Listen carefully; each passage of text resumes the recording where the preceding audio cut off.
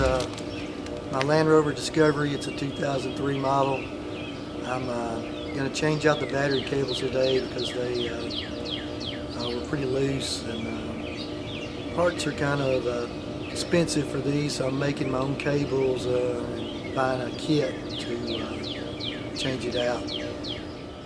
Okay guys, I've got the hood popped up. Now this is where the battery is, and where I can get to the cables.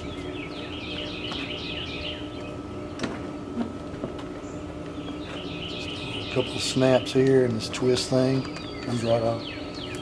Alright, this is why these need to be replaced. I can just sit here and move them.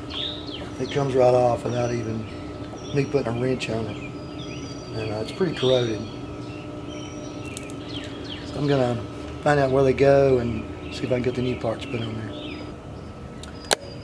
Alright guys, this is where the negative cable connects to the motor. I've loosened it up with a 10mm socket, and there's another point here that I've got to loosen up so I can get you to see that, and that's it. The other one, just I pulled it off. I didn't even have to untighten it to get it off the battery.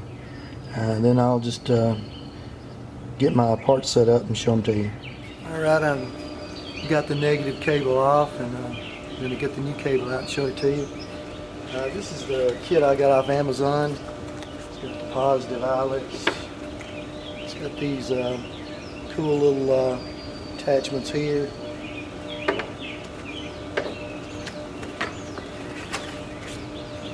Just the black for the negative. I think it described it as a meter, which is, I think it's like 3 feet and a couple inches or something. That's a little bit longer than the factory one, but the way it's wound in there, you'll never even know it's a little bit longer. And here on the factory one, you can see where it's got this separate piece. This goes to a grounding block. What I've done is I had this from another project. It's a smaller one. It's already got the outlets on it. I'm going to run this from the grounding block to the battery. What's supplied in the kit, and the part that goes from the motor is going to go from the motor to the block. So these will be basically connected together here, and this will go to the battery. And it's like I didn't have to have a special factory connection to do it. It's just the outlets. All right, guys. See where my finger is here? That's where the 2 outlets go to the grounding block. It's got this little nut that goes on there. Just going to put it back on there, and this part of it will be done on the negative cable.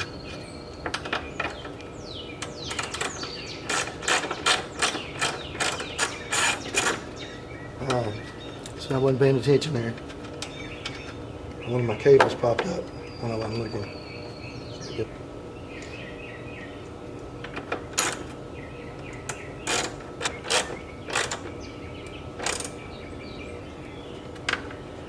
It's good and tight. I'll do the other one.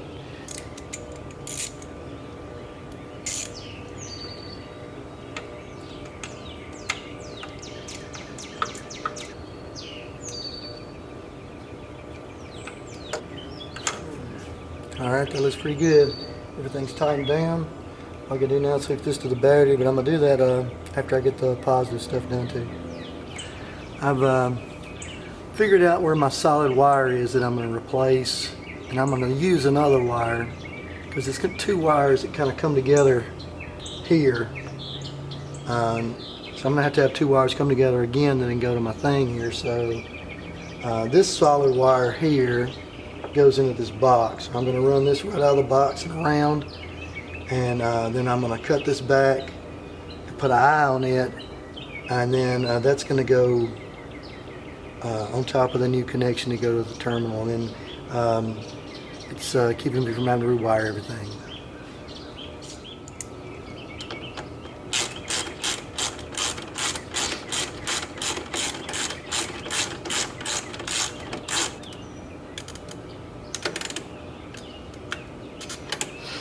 Tight.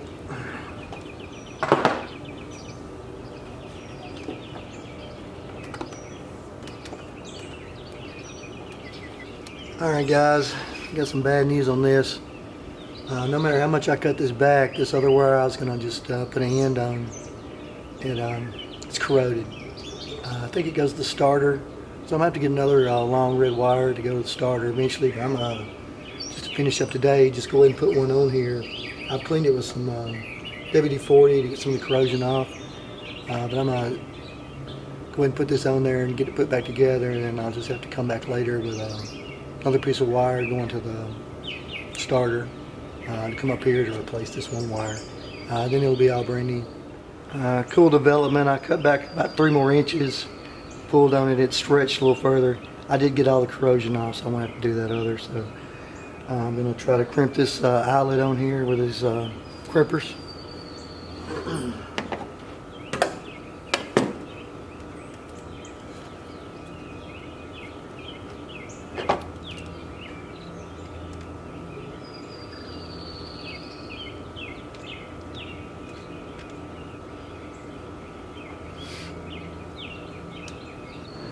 Alright guys, success. I had to really put some force into that to get this crimped on, but I got it. Here's this new connector here. Just take this little thing and unscrew it, just like I did on the other one.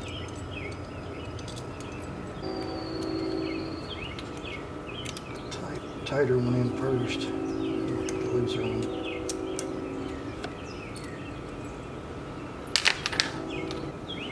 Alright, I finally got it started. Just tightening it up.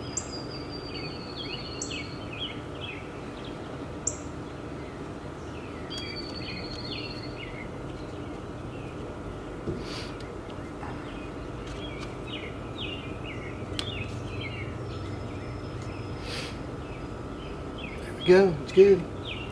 It's not going anywhere. Brand new connectors. The negative one I've already done. Already got it set up. I just got a clip-ons, so they're easy to take off. You just flip the switch and pull them right off.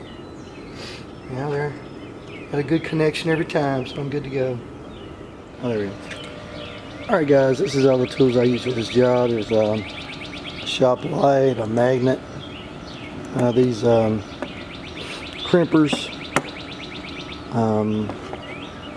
these cutters for the wire, another set of cutters, knife, and a small ratchet with a 10mm socket on the end, some electrical tape, and I use one of these crimping, these ends, these eyelet ends that I crimped. Alright guys, I got her started, got her out of the garage. It worked out pretty good for me. This is what it looks like in the light. Alright guys, I hope you liked that video. I'll try to leave a link somewhere in the description for the part I got off Amazon. Everything else I already had. Little things, so I'll probably have a bunch more